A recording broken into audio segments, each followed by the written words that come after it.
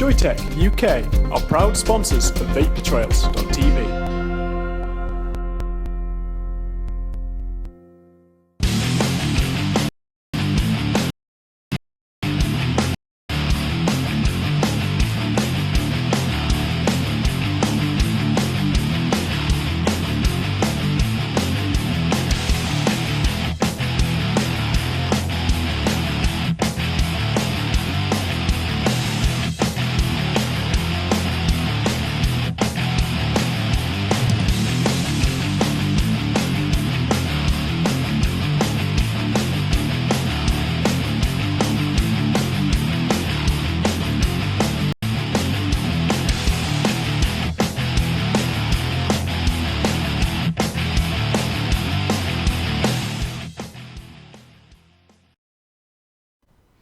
And we're back after a 2-week hiatus. Say hello, Mr. Rhydian.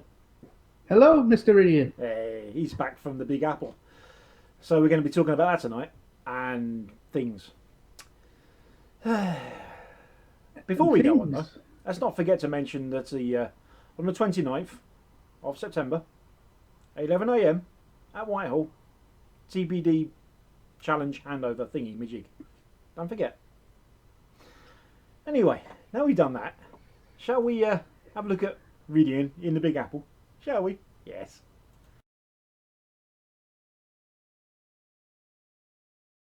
Hi everybody, I'm with the lovely Spike from Vape NY, and we're going to have a little chat about how the FDA deeming rules, this Californian rubbish, New York smoke free, and it's going to be a little bit of an update of what's happening stateside as I'm here in New York enjoying myself, and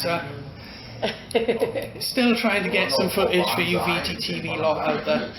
So let's crack on, shall we? So Spike,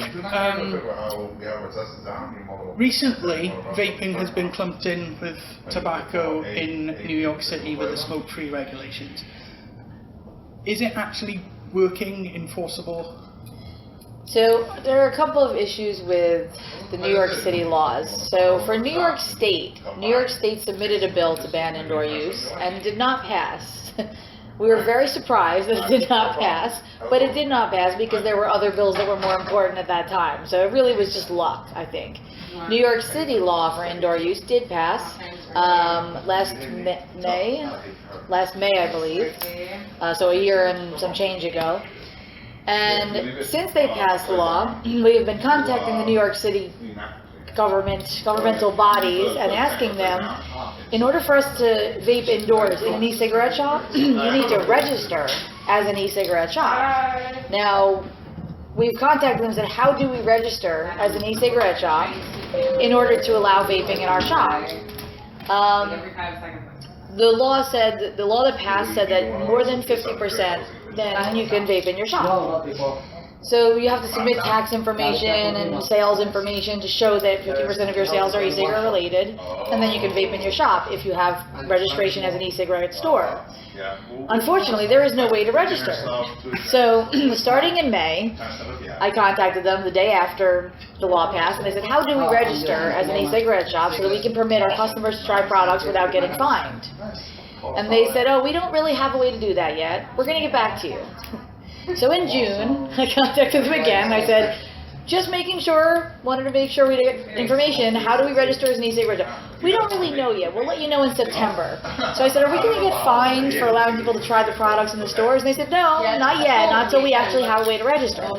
So I wrote to them again in December, and I said, it's been quite a few months. Could you tell me whether or not there's a way to register yet? And they said, no, not yet. But we'll let you know when there is. So it's now been more than a year, and we're still waiting for them to find a way for us to register. So there is a law that you cannot vape anywhere except in a vape shop that has more than 50% of its sales vape-related. However, in all of New York City, there have only been 2 tickets that I know of, that I'm aware of, whether it's indoor or outdoor, for using e-cigarettes in a place where you're not supposed to be using e-cigarettes. And both times it was probably quite likely that the person blew a giant cloud in the officer's face and said, screw you, I'm not stopping. So I'm guessing that would probably be what happened, because most of the time they just say, you can't do that in here, and then the person says, okay, no problem, puts it away, and then there's no ticket. I'm also aware that that sort of thing has been happening in other states and other individual cities where they're just clumping everything together. I'm sorry, one moment. Then I have only seen like few people smoke. So where it says no smoking, No one where it says no smoking, you're not supposed to be vaping. But we were just discussing that there's only been 2 tickets in the last year, and they were probably both because someone was offensive. So you can really kind of, as long as you're not blowing big clouds and fogging it up, you can kind of just sneaky vape wherever. Yeah. The worst they're going to do is give you a ticket. If you don't live here, you don't care. Okay. They're not going to stop you from leaving to go home. They're just going to say, okay, you didn't pay your ticket. Yeah. So I wouldn't worry too much. Okay. You just say, we're not from here. We didn't know that. Yeah. Where are you from? Finland. Okay, cool. Oh. Well, what's up with Finland? What's there wasn't Finland? What do we got? Finland are looking to do something really bad with e-cigs and the TPD. It's ridiculous. They don't know what they're doing. The Finnish government, if I've read the English translation of the draft law properly, a ban on flavoured e-liquids. Yes, and that is during the whole EU era. That is upcoming EU. Flavored, you mean aside from tobacco menthol, or any flavor at all, so it can only be flavorless? You can basically waive only nicotine and the which base. That's the Finnish interpretation. Yeah. The UK one is different. The UK are happy for flavoured e-liquids. Yeah. With Finland, if it's right, you can't sell pre-mixed flavoured e-liquid. Nope. You cannot sell flavoured concentrate in the same place that you sell the nicotine. So you need a base. separate store, right? Have Yeah. a straight jacket, put it on. Yeah, that's essentially what it is. So the UK think they have it bad. The US think they can have it bad. I expect that what happened in Finland will happen in the US. I think once the FDA finally gets their things together, they didn't say anything about flavors in the original proposed deeming regulations. However, I believe that that's what they will, the children. And so I believe that we'll end up with that in the US eventually. And you'll have to have a separate store for your either. So I believe we might go the opposite way here. Okay, I don't know if we're still filming, but I believe we will go the opposite way. And I think that we will sell, now my lab is saying, no, you'll sell nicotine liquid and then the flavor. No, I believe we will sell flavored, nicotine-less liquid, because you don't tax it then. There's no nicotine, you cannot tax it. Yeah. And then the nicotine will be sold separately in a pharmacy or something like that where you'll purchase it and add it. However, when you have super concentrated nicotine like that, it makes it much more dangerous, and I think that's bad. Okay, so with the FDA deeming rules, regulations, it's gone through one draft. So what happens is, once the FDA proposes the deeming regulations, they submit it to the Office of Management and Budget, which they've already done. Office of Management Budget determines whether or not I can edit it. the Office of Management and Budget will then determine whether or not it's fiscally feasible. If it doesn't make fiscal sense and they can't do it, then you can't make the law. It goes back for another revision. So currently they're under next revision, I guess. I don't know at this point if they submit it back to Office of Management and Budget, if it can go back again. I don't know exactly whether it has to, if it can go through another revision, or if it just has to either be accepted or not accepted. I mean, obviously they're going to pass regulations, so we're probably going to have something, Yeah, but we have to wait and see what. it's the same with the UK and Europe, because everything is currently under consultation with the UK for the Tobacco Products Directive, which was essentially very good tobacco control and e-cigs underneath, as if it was paper clipped onto it, and then just, yeah, we've got to pass it because we like everything else. And that's essentially what the Welsh Government have done with similar indoor prohibition for vaping and ridiculousness. So what would you rather see in terms of regulation? Would it be down to e-liquid quality and safety, advertising as it is. Do you think the current regulatory environment is suitable, or would you want something else? Well, the concern is that there is no regulatory environment right now. Like, well, there's no regulation right now, okay? Things are kind of self-regulating at this point. I think, my personal opinion, is that there needs to be regulation on what the ingredients are in the liquids. There are some flavors that we know from reading studies and doing research are not safe to inhale. People are still selling them. That needs to be stopped, because it doesn't make sense for people to make a switch to something that they believe is better for them and then get sick anyway. So, I believe there does need to be a restriction on testing on the liquids, testing for inhalation, determining whether or not it's safe to inhale, and then submission of ingredient listings so that they know that they're not including what we know is unsafe to inhale. Do I think all flavors should be banned because we don't know if they're safe? No, I disagree with that. I think that if these people are going to go back to smoking, if they don't have this option, that is not the best choice. No doubt that's a feeling shared across the pond in Europe and the UK. So that sort of regulatory placement, it's like ingredient lists, emissions testing. That is actually what is proposed by the European Union. Oh, that tastes like that?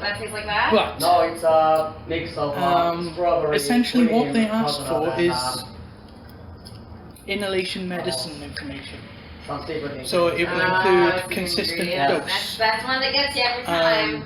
Yeah, that's uptake of I'm gonna try nicotine. that one. That's So strawberry shortcake. essentially what you're looking at What is with the absorption rate? the absorption rate, your pharmacokinetic All of our studies, flavors don't have any which means you need to do a clinical trial, and It's hard that's to get very that expensive. custardy, So strawberry essentially, flavor without that's the been put in alcohol. there to, in the UK's perspective, to wipe out all of the market. 'Cause Well, all of the small market, except the ones that are owned by big tobacco and have plenty of money. yeah, there is those, but Okay. yeah, some of us don't want to You like that one? realise that they're part of the game, because some of us Yeah, don't it's like like the cream. fact Some of us that- don't consider them our industry. I agree. Yeah. We consider big tobacco e-cigarettes to be not our vape industry. Yes. So with the EU, it's ingredient lists, full flavour disclosure information. Fizz. But the Blue key raspberry. point in the Tobacco Products Directive is that the big medicinal points, like the nicotine uptake, will not be able to be done. So that means we can't comply with the Tobacco Products Directive, therefore we can't put our products out. Can't sell anything, yes. And then we've also got the Huh? the e-cigs. leak-free The refilling ice system. sticks, we have That like hasn't been one, designed. two, we have a couple of It's them. They said those over It's been there. put forward to a set of designers That's where from all the of the more European fun Commission, things are. and they're due to release it Hi, how are you? in the second quarter of next year, this one and the on? TPD How can I is help due you? for full implementation in May next year. So it's coming really fun, Yeah. 9/11, and right?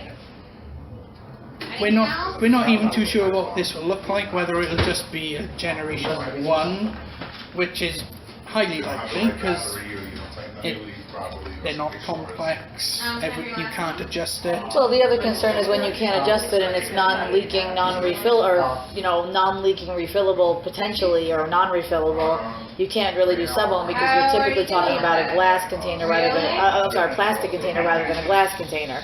So your chances of having more heat and sub-ohm are more minimal. And the types of flavorings you can use are also going to be difficult, because if you have plastic tanks, you cannot use a lot of flavors, which, by the way, if it's going to eat your tank, you probably shouldn't put it in your lungs. That's our theory here. Okay? If it eats plastic, don't put it in your lungs. Now that's a fair That's point. just a common sense. Yeah, it's common sense and very valid.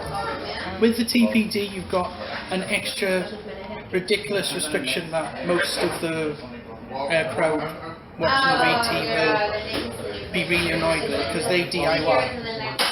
And that is the fact that you can't sell bottles of pre-mixed nicotine higher than 10 mils. And then to clump that, to make it even more ridiculous. They want the same amount of information as you would get in a pharmaceutical. So you've got your side effects, full ingredients, normal safety information, which is fair. But it's with the TPD, e-liquid is supposed to give its adverse effects. In the regulations, tobacco products doesn't have to do that, so there's no proportionality there. That's what. But that's because on your side of the pond, you fought for it to be a medicine. We fought for it not to be a medicine. Actually, that isn't the case. I don't mean to talk out the term. We don't want it as a medicine. If you heard the news about Public Health England and doctors and GPs being advised to prescribe them on the NHS, the vaping community does not want that at all, because that means there'll only be cigarette. The community doesn't want it, but here's the problem. 2 of the companies submitted medical years ago, and that was the mistake. People here didn't do that. We knew better than that. Yeah. So, and I'm not saying no one did it, because now people have. But back then, when the decisions were being made on whether it was tobacco or medicine, companies knew not to do that, because it would be taken off the market. Now in the U.S., you cannot sell a medical product without long-term testing. So what I was saying to the reporter earlier today was, you know, if we had to take it off the market and make it a medicine, it would be 10 to 15 years of long-term testing before we could sell it. In the next decade, how many people will die from smoking while the product is not available on the market? And that is why we fought so hard not to have it be listed as a medicine. Speaking of waiting times, the TPD says if you're planning to launch a new product, you have to submit the Application, the giant data pile 6 months in advance. So it will kill the growth of our industry and the way that the products are developing. Yeah, we face similar issues here in New York. Now, maybe not in relation to testing, but in relation to product labeling. New York, certain states, not just New York, certain states have had labeling requirements bills attempt to go through. In California, they have Prop 65 warning. So if you get bottles that are manufactured in California, they'll have a label that says this bottle may contain ingredients known by the state of California to cause cancer and birth defects and blah blah blah. So you have to have that on there. We don't need that warning in New York, but if we want to ship our bottles to California, then we need to change the labels to have that.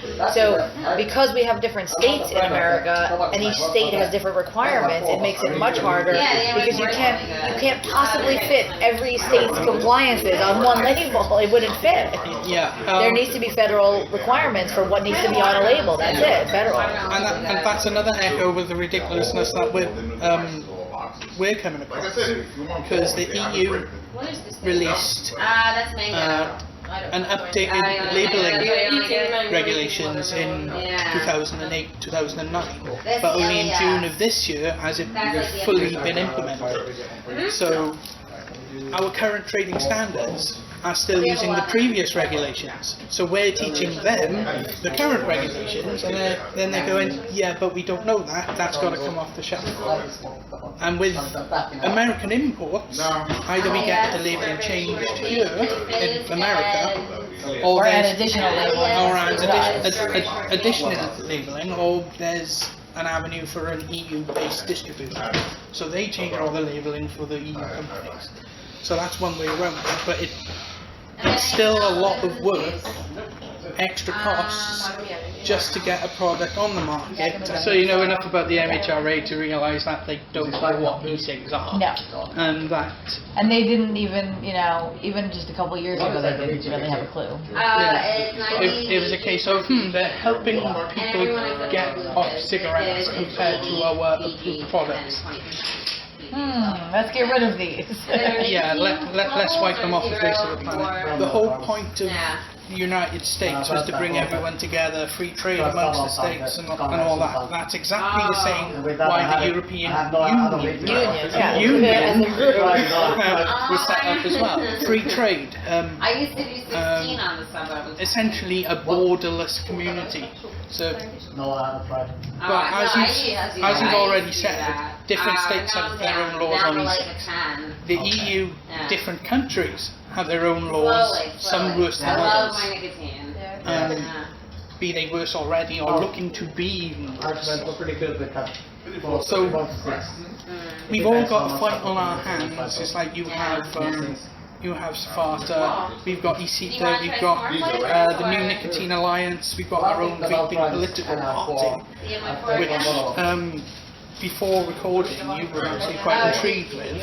I said, I wonder if that would work in America if we had a party. But I don't know about our laws here and whether or not it would change what we're allowed to say. I think that our restrictions as an industry would still come prior to the political party and freedom to speak. Yeah. Right. Would that be a line of thought that you would want to go down? I would definitely look into it more. I think it would be worth. I mean, I'm sure that someone who's more current with the advocacy here now, because again, you know, I was much more active 2009 to 2013, 14. Since I opened more stores, I haven't had much time. But I'm sure that someone has seen that happen there and say, hey, I wonder if we can do that. So I'm sure someone's already looked into that, and maybe I'll just contact the people that I know would have looked into it and see what they think. The reporter that was here earlier today actually came here to ask about the public health, England, the report, 95% safer. And I said, I believe, and I'm not, again, because I haven't been current the last year or so, I haven't read it, but I believe it's more of a meta-analysis than a separate report, no? 4 sets of batteries. Basically, the two key authors, Professor Peter Eric and Dr. Deborah Arnett, they've basically done a massive literature review of all the current research. And they've got a lot of other professional medics, public health leaders in to do this review. And then out of the review came the report that e-cigs are 95% safe from smoking. Fact. It's a professional opinion of all these academics. It's fact. Well, that was what the reporter had asked today, and I was surprised that that made such news in America. Like that I mean, yes, but there have been reports. American doctors have been saying this, doing meta-analysis of all the studies out there for years, and no one listens. But then the UK says, hey, guess what? We analyzed reviewed all the reports, and we find it 95% safer, and now America wants to listen. So in all of the years doing this, I've interviewed with dozens of reporters, and finally someone comes to me and says, so there's a report out saying e-cigarettes are 95% safer. How do you feel about that? And I'm like, I've known that for years. There have been studies all over the place. Where have you been? You know, where are you under a rock? You know. I'll tell you a story. Well, all right, I'll tell you a story now. So I got a BBC interviewer called me up. They were doing a radio show, and they said we'd like to interview you in a debate on e-cigarettes and whether they're safer. And I said, well, I'm a good person to ask because I've helped consult on a lot of the research and I've written some papers and I've done some things, so I have pretty good knowledge of that. I'm happy to do it for you. I said, okay, no problem. You're going to be debating with another person. I said, okay, great. So I said, that's fine. And they called me up and they said, we have 4 minutes. We're going to start, okay? I said, we have on the phone with us, Spike Bay, and blah, blah, blah. And also on the phone with us, Professor. And I'm like, don't say it. Don't say it. Don't say it. And they did. And then I threw up my mouth a little bit after we said it, yes. So, yeah, we don't say it either, but anyway. And I should ask, just because I was listening to her help them, because I had to make sure she was okay while I was talking to you, so I didn't hear everything. But we were talking about Stan Glands, right? Yeah. Yeah. Okay. I was just making sure because I was listening to her and listening to you, and then I'm like, wait, I missed part of your conversation, but I think that's what we're talking about. Yeah, we're talking about the tubby engineer. Yes. So I'm on the phone and I'm like, I'm trying to figure out like why are they calling me? Like they couldn't get anybody else? And again, I'm probably one of the most qualified to debate him, but why would they call me? So then I realized it was because no one else would debate with him. Well, they didn't tell me it was him until after. Actually, they did, but they sent me an email like 2 minutes before it, and I didn't get it in time. Oh yeah, you can probably stop that. Yeah, you can. Good, because you've got 1 bar back with you.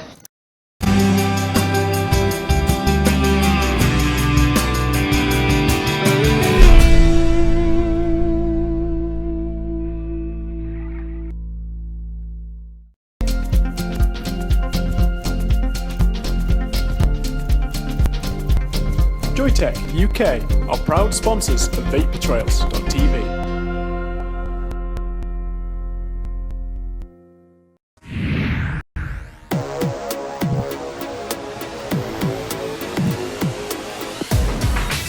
Often imitated, never duplicated. Award-winning service and products from cloud9vaping.co.uk. Vapers, do you love discovering new e-liquids? Tell Dripper the types of flavours you like and they'll send you 5 gourmet juices each month. Experience new and exclusive flavours, all with a money-back guarantee and free delivery anywhere in Europe. Dripper.co.uk.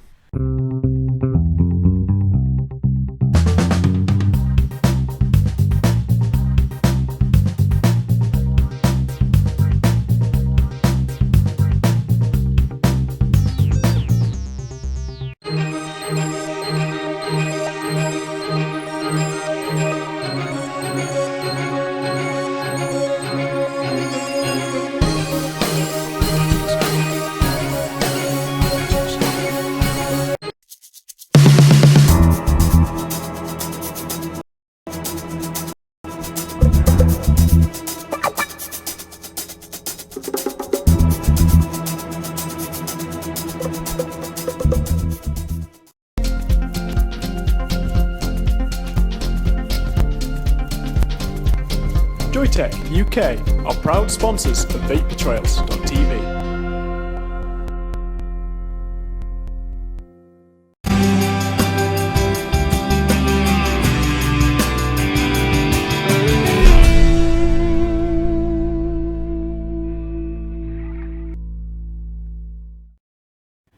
And we're back. So that's just one of the things that Rhydian got up to on his trip to New York. But because it was his honeymoon, he didn't do an awful lot in the way of vaping stuff, did you, Ryd? No, Have a I did all the touristy stuff, Yes. which was fun. So, did you see many vapors out there? When I was actually on the look out for them, I counted, excluding me and Vicky, and those coming in and out of the shop, I saw 5 on the street. Right. Five obvious ones with box mods, and then clouds coming up from here and there that I knew were vape. But smoking's more prevalent out there, just as the way it is over here. But I actually thought it's like the same thing you said about London a while ago. You'd expect to see more, and you don't. Yeah. But here's the thing. Now, apologies, by the way, for my lighting tonight. My main light went off, so I'm using the desk light, so it looks a bit weird. But yeah, anyway. One of the things I noticed about London is the part of London that I was in when I was on my course. It was quite a, should we say, a fashionable part of London. New York, I suppose, is very similar to where you were, being it's touristy, that sort of thing, and there's lots of the theatres, that sort of thing around. I'm going out on a bit of a limb here to say that that sort of mindset, they need to be told that vaping is the thing to do, I suppose. I'm not really entirely sure how to articulate that, so let's move on. Yeah, go on. Dealing with the smoke-free laws in New York City. Central Park is a smoke-free space, but under their smoke-free regulations, vaping is also prohibited. So, would I stick with the law? Probably. I don't want to get caught by anybody, and I end up going, I don't know what to do. So I thought I'd stick with the laws. But then one afternoon, while we were in Central Park, we see someone smoking, mainly because you don't see anybody going out and about in the park looking for it. So if they can't have anyone enforcing it in a restricted area, it's not going to work, and that's not going to work in Wales if it goes ahead. But Well, here's the other thing Wales as is well. another thing. Because vaping is lumped in with tobacco in this respect in New York, there's no incentive to switch to vaping, is there? no, You know, previously the big incentive was, oh yes, you can use these in your pub or whatever. Or if it's banned along with smoking, then what's the point? Why bother? You know? the only place where I vaped as normal was in my hotel room, Uh-huh. and even then that was probably bending the rules. Yeah, even though most likely. even though we paid for it, it was our private space. It was still bending the rules. So, did you actually sort of throw caution to the wind at any point and just have a vape in the public space or anything at all? Not in the way public spaces are defined by them, because I was vaping like a chimney down the streets. Nobody really batted an eyelid. Okay. So, Yeah. in the pubs, probably not. Yeah, I definitely didn't. So, I didn't want to be a nuisance. So Yeah. I'm a nice guy. And that's, well, as Spike said as well, you could just use the excuse of, well, I'm not from around here, so I didn't know. I mean, Yeah. were there signs up telling you this, or? Not to my knowledge, Vic. Were there any signs up saying that we couldn't vape in pubs? Obvious ones. No. No. So Okay. if they're not obvious signs ones, how can anybody know? Yeah. I mean, I've even seen some shops around here now that have actually started putting up signs saying no smoking, including electronic cigarettes. Lidl being one of them, actually. Yeah. So, Yeah, I've noticed that. Yeah, but there we go. And I don't have a picture of it, but I was driving up to meet my in-laws. They were up in staying in a hotel at Aberdare on Sunday, and we drove past the hospital up there. I was just talking to Rhydian about this during the VT, and there was a banner up, and they said, I forget the name of the hospital, but we're proud to be smoke and e-cigarette free. Really big banner, you know, like a celebration. I'd like to have taken a picture of it, but I didn't. Yeah, that's moving away from the point a little bit, isn't it? But there we go. But all in all, Rid, did you have a good time?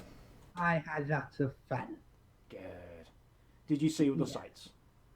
The ones that we could get to and didn't have to queue for. You're not a queuing man, then? Queue jump. All I can say is that prepaid tickets and queue jump are awesome. According to Leanna Lawless, they don't have pubs in the USA. Yes, they do. Yeah, Irish pubs. Didn't Yep. go into one on principle. Uh-huh.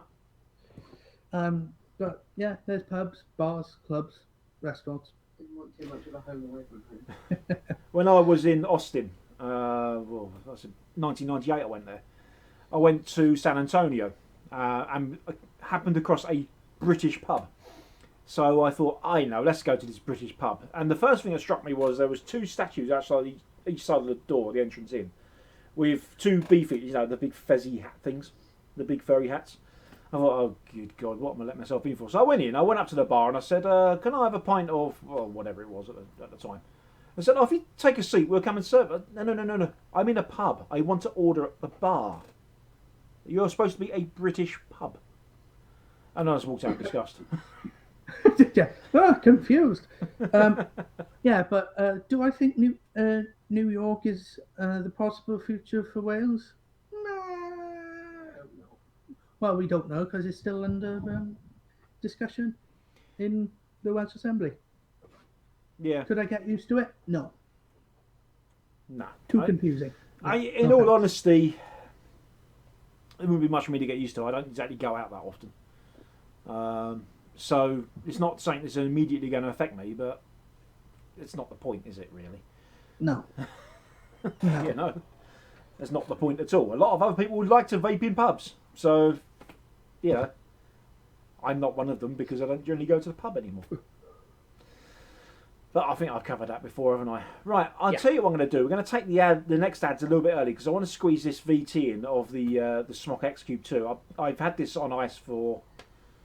probably about 2 months now, actually. So it's about time we got shown because I've got other stuff I need to do as well. So I need to get this one out of the way, clear the backlog a little bit.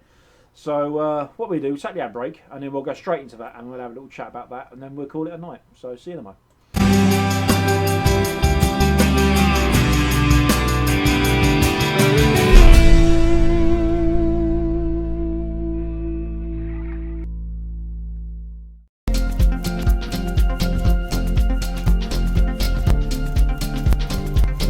Joytech UK are proud sponsors of vapebetrayals.tv.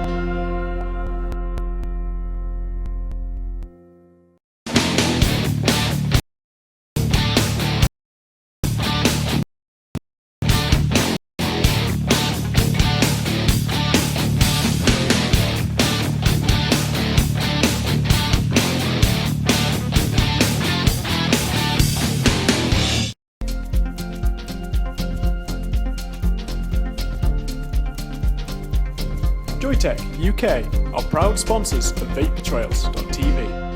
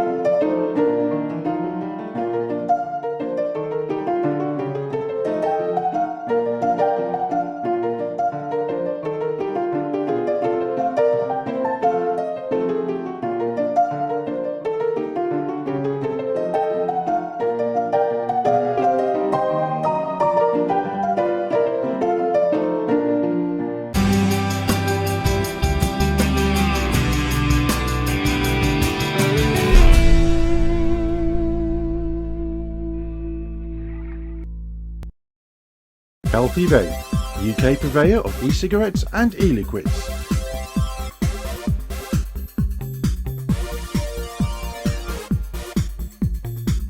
Proud sponsors of vaping entertainment on Vapor Trails TV.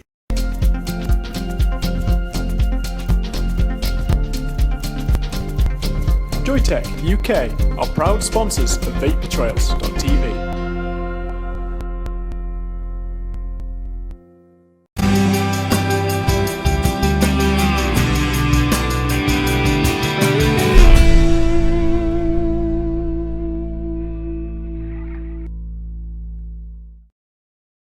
Hello, and another review. So what we got here? We got the XCUBE II from Smok, which comes in this box. There it is there. Shiny.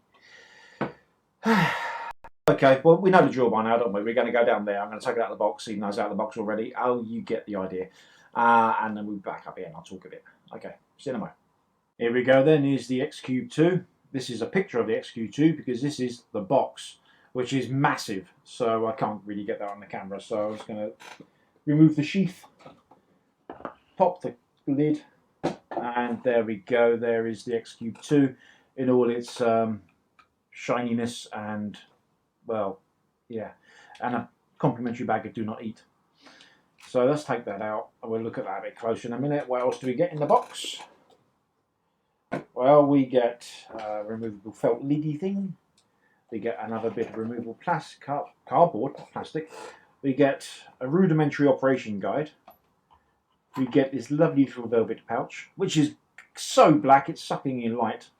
Look at that. There we go. And we get a USB cable. And we get a bonus complimentary bag of Do Not Eat. So lovely. The USB cable, and I'll tell you now, and I'm going to tell you again later, does not perform charging. It is for firmware upgrades only. So look at the velvet bag, which is as black as a certain legislator's soul, and it sucks in all lights and nothing can escape. So yeah, let's get that out of the way. We're interested in this bit, which is incredibly shiny. Look at that. It's just causing absolute merry havoc with all my lighting and things. But anyway, there we go. Maybe some focus. Let's have a look, see at that. There we go. Right, so we can see there the blue reflection of the camera, so we'll ignore that. This will be the battery cover. There we go. So there we can see some magnets that hold the battery cover in place. We can see the fact that they are, shall we say, stacked batteries. It's negative, positive, negative, positive. So it's a stacked battery thing. At this point, I'm going to point out something. Let's get this out of the way. This is the back of the box, flattened slightly and very washed out in white. Now, you can have a quick scan of that if you like, but at no point does it ever say on here that it uses stacked batteries. Okay. Now, if I look in the little tiny user guide thing that comes in this envelope, there you can see there's a quality control thingy. We can see a very black and tactile manual, which is not entirely in English. Oh, it is. I'm getting confused with something else that had a manual in different language. But yeah, okay, so there we go. Again, it doesn't say anything in here about the fact that batteries are stacked, or cells are stacked. I'm going to keep making this mistake, and Graham Gores is going to absolutely have kittens. But yeah, here's the thing. Stacked batteries, you need to make sure they are paired and of the same charge cycles and capacity, everything else, okay? You can't just shove in two completely mismatched batteries. You're going to have real problems if you do that. Bad idea. So, big thumbs down there, Smok, for not telling anybody the fact that you need to use a matched pair of batteries, cells, in this. Anyway, moving to one side then. I happen to have a matched pair of cells. You can see, look, I've labelled them and everything. They've got B1 on this, and the other one says B2. So, you know, at least I'm doing it okay. Not the best batteries in the world, cells in the world, but at this point I'm just doing this on purpose to wind cords up. Right, pop that in there. Things happen that it comes on. It says the firmware version. It is the latest version. I upgraded it the other day. You pop that on, and that stays on there nice and solid. You can do this with it, and it makes a noise like cocking a gun, which is fun, like. But there we are. So there's the button, which is not going to do anything because it's off. So it's the 5-click on and off, and I apologise immensely for the extreme close-up of this, but you never know. I might be able to get focus on it. Oh, come on, come on, come on, come on. That'll do. Power on. There we go. Smok version 1.07. Welcome. Okay. So what do we see on display there? We see a temperature reading, we see battery meter, we see soft. We see 0.24 ohms. Well, that's a lie because there's nothing connected to it. And we see a wattage and voltage. So much like the SX boards you can buy, you know, on mods such as SX Mini M Class, you have power profiles. You have soft, normal, and powerful. That's all down to the preheat stuff. We have a user interface here, which relies on pressing the massive fire button and these plus and minus keys. So I'm going to go for a few of these features. I'm not going to go for a massive amount. It is documented in the manual. For example, if you press plus and minus together, you turn Bluetooth on. Okay. If you press the fire button and plus at the same time, you change the strength. Yeah. Oh yeah, it's a firmware upgrade. It's added a new profile. Woo. I'm going to have it on normal. Fire button and minus. Memory mode, so you can have profiles. Watt mode. Temp mode. Memory, yeah, so that cycles through that. So let's have that in temp mode because I've been using a temperature control thingamajig on here. And you can do all other sorts of things with these strange arcane shall we say button combinations. For example, if I was to power it off now, so 5 buttons, well it's not powered off, it's gone into lock mode. And then I'll do that again. I can put it into stealth mode, which means that nothing lights up. Yeah, stealth off, LED off, so it turns off that flashy light thing. LED on. So that's pretty much it. It's all documented fairly much in the manual. So what else do we need to cover? Well, is that a spring-loaded 510? Let's try and get that in some sort of light and get some sort of pokey thing in here. It is spring-loaded, very stiff, but it is spring-loaded. We've got some screws here, presumably to take the whole thing apart, but I'm not done. On the bottom we have little holes for battery venting, cell venting, and the CE mark, this sort of thing. 160 watt temperature control, and it would help if I had some focus, wouldn't it? Let's put that down there, so I've got a nice stable platform. There we go. Bluetooth 4.0, 160 watts temperature control. I've not actually managed to take this up to 160 watts in temperature control mode, so I don't know if it does do it or not. So, but I know I've taken it as far as 80 watts in temperature control mode, and it's been fine there, so that's been okay. An issue here with quality, look at this. There's some plastic coming out over the join here. Now, whether there was no sort of plastic film covering it. You know, in some things where you peel off a protective plastic layering. I didn't have that when I took it out of the box. So whether or not this has been well, no, it was shrink wrapped. The whole box was shrink wrapped. So I don't believe it to have been tampered with. So I can just really put that down to a bit of poor quality control. I should probably sit here and pick it off, but I haven't because I want to show you guys in video. This scuff here is not caused by me. That was as it came. Okay, but other than that, yeah, there's a few scratches here because it's been in and out my pocket, that sort of thing. I've not used the light sucking bag.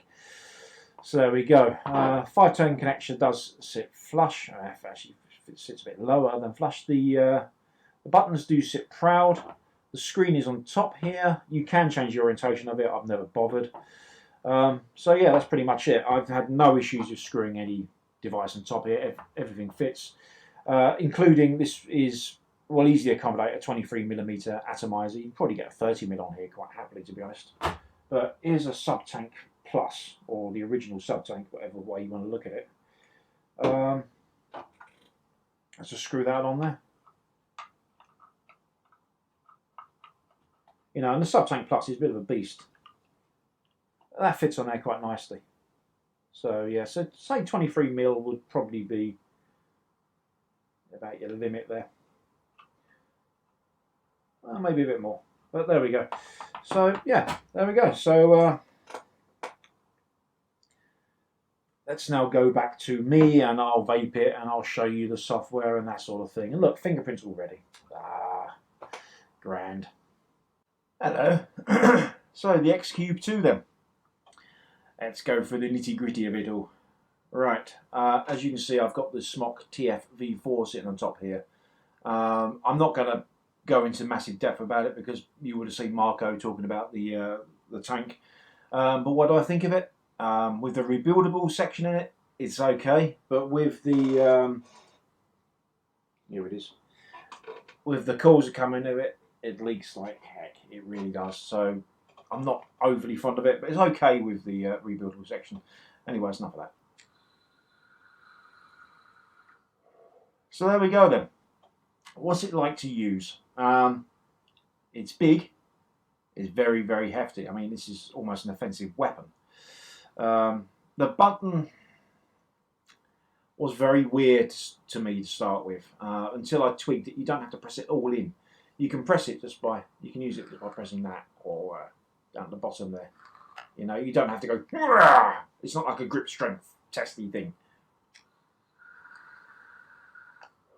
Well, it works. The menu system, as we saw in the close-up section, is a bit fiddly, but you can use your phone. So, here we go, tech time. Now, some of you keen viewers may remember I did this before. My first ever Vapor Trails video.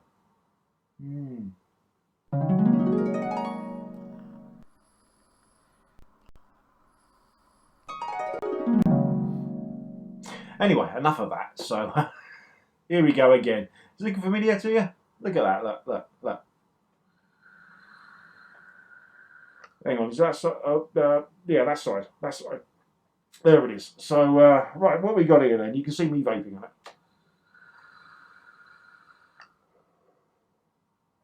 So yeah, I've got this app currently hooked up to my iPhone, and it's all hunky-dory. So you can do little things like this. So it's in temperature control mode. I want to set this to 512 degrees Fahrenheit. It is an atomizer with an Ni200 coil.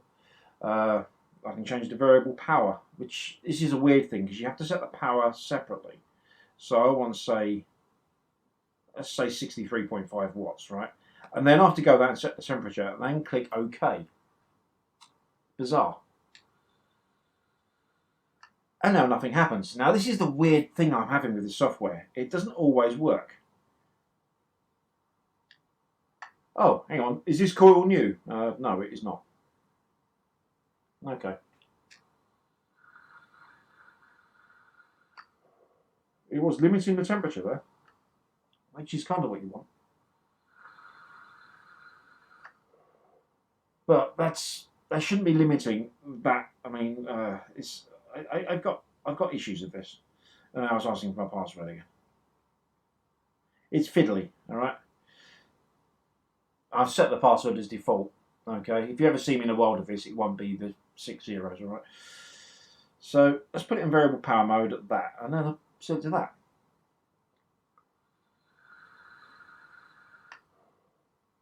So it's now firing an Ni200 coil without temperature control. And you can see there, this is really hard. I'm trying to look at my monitor and then look at the camera and awkward stuff. Right, so you can see it reached 57.68 watts. So let's put it back into power mode again, temperature control mode. You can change this to Celsius if you so wish. There's a setting for that.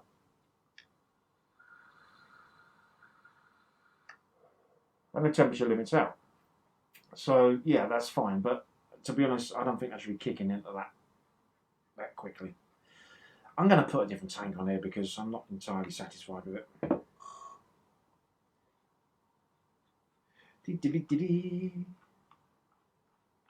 Let's put on my standard sub-tank with bloody nickel coils on it. Oh, I don't know. It's getting used a lot today, this. Right, so I fire it. It obviously knows it's a new core, so it's not bothered to ask me. Temperature protection straight away is not doing a thing. Let's put the variable power down to that.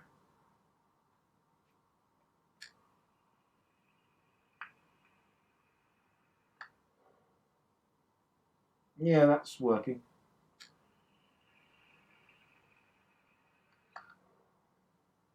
Not as well as I'd like, but you see the problem I'm having with this thing here, right? So let's put that down to 40 watts. So it's far too much for it. At least on anything else, but it's fine on here. So I don't really know what it's doing. Temperature control mode again. 512 degrees Fahrenheit should be adequate. And it is now. So it's very hit and miss, okay, people? Anyway, let's soldier on. Let's go to these settings here. So you can change the name of it. I can set the password. I can change the temperature to Fahrenheit or Celsius. I'm going to leave it on Fahrenheit. Charging alert at 20%. I can set the LED colour. So currently it was white. You saw that, didn't you? You saw that. Let's have a red. Is it going to do it? Well, yeah, it's gone red, but you probably won't see that on the camera. It's more of a pink. So let's go something a bit more obvious. Let's go for a Marco defeating green. There we are. That's now green. And it works. And that's also now far too hot for it, so I don't know what's going on. I can go for a little sort of a colour cycle thing. Sometimes when it works. I'm going to drop the temperature down because 400 and... oh, that'll do. Right, so you'll see now when I'm firing it. It changes colour, and it's a gimmick. It really is nothing more than a gimmick. If I go to that one, I can't remember what that one does.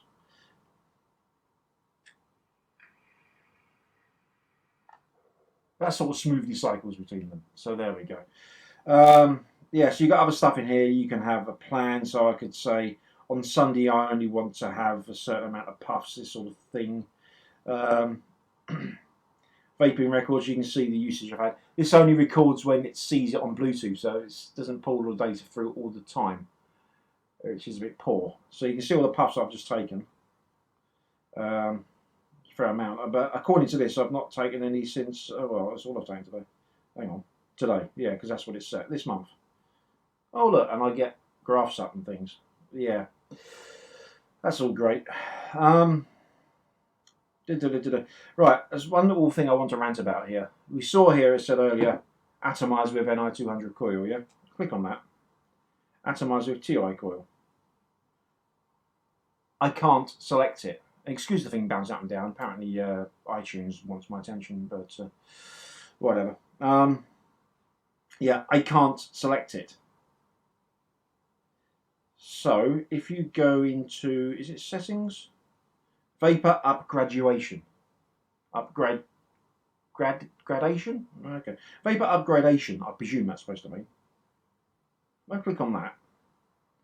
Oh, I can unlock titanium wire control for an extra 49 cents. Sod off, Smok. I've already paid for the device. I am not going to pay to unlock a feature that should be there already. Okay? So, really not happy about that. Yeah. That's enough of that. Look, I've spent the money this cost, alright? I don't expect to have to pay to unlock a feature on the device. Right, so that was a look at the software part there, and a little bit of a rant there from me about the cost of the upgrade, which I think is a little bit whatever. Right, it's another day now. I mean, this review's taken me quite a lot of time to put together. I just want to show you guys what this can do. Now, I've got on here a dripper with nickel coils on it and 0.06 ohms, and I've got it 100 watts and 520 degrees Fahrenheit.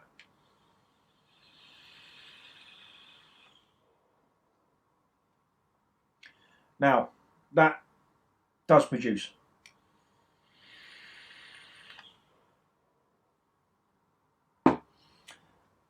So I'd like to wrap this up really. As I said, this has taken me a long time to put together this review. I do like that, contrary to what the impression you may have got in the video there previous. I do like the device. I think it's good.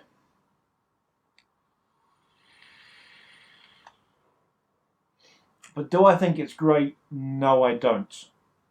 It's relatively reasonably priced. I think there's a few issues with the quality control here. You know, as I pointed out in the close-up section, the bits of plastic coming across the joins there, the scuff on the button, which I'm not fond of, and that was out of the box. Yeah, the stacking batteries issue, that is an issue, but as long as you're aware of that, you should be okay, and as long as you are safe with your batteries, you should be fine. The software on... Now, here's the thing.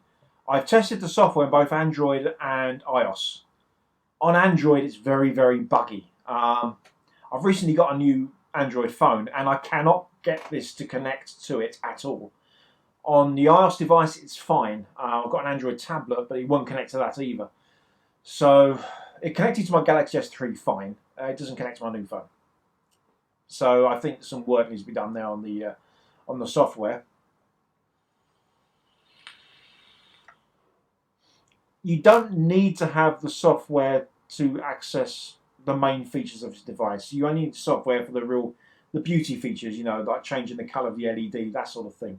But you can change all the temperature coefficients and whatever from the device itself. You can do all of that. So whilst I might have ranted about the unlocking of the titanium coils, you can kind of get around that by changing the temperature coefficient in either the software or on the device. Okay, so there is a workaround. Just the TI setting is obviously there for convenience. Okay, but if you go to Steam Engine and look up the temperature coefficient of the wire you're using, you can input the value into this, so you can kind of get around that. Okay. I can't say yes, go out, rush out and buy one. but I can't really say avoid it either. I like the advice. I like using it. It's a good size for me. If you've got smaller hands, you probably won't like it, so give it a miss. But if you've got decent sized hands, I say decent. I don't mean that. What I mean is, if you've got large hands, you're going to find the device quite comfy. Once you get used to the fire button, because that is the big learning curve of this.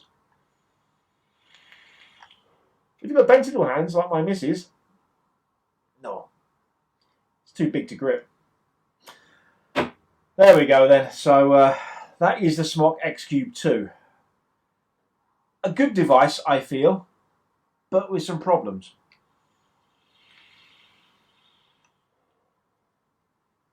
Ta-ta, I'm there. Honestly, I am here. Ta-da. There we go then. So that was the XCUBE II review. I fully expect to get some flack for that because some people may not agree with what I put down. Bearing in mind it was a couple of months ago I did that video. The firm I have updated the latest firmware as of last week. There's still some issues with it, but I mean it works. It's fine. Yeah, the software doesn't work on my newest iPhone, not iPhone, Android phone. Sorry, it works on my older Android phone, and it works fine on my iPhone. So there's a few glitches with that software. Anyway, look, we've kept you long enough now. It's 10 o'clock by my clock, so by the time you see it, it's gone a bit further. So apologies for going over, but you know we've been off for 2 weeks, so I think we're entitled to. Next week, what are we doing next week, Ryd? Any idea? Something to do with vaping rings, Vaping, and tricks, okay, and tricks and things. Oh yeah, because we was at some event last night, so we'll cover that next week. Don't forget tomorrow night you've got Mr. Dawn with the Haze Hour, and the rest of the stuff next week. You know what to do. And also, do not forget on the 29th of September, 11 AM in Whitehall, the TPD handover thingy-majiggy. All right. Anyway. So until next week, it's good night from me, and it's good night from him. Good night. Ta-ta.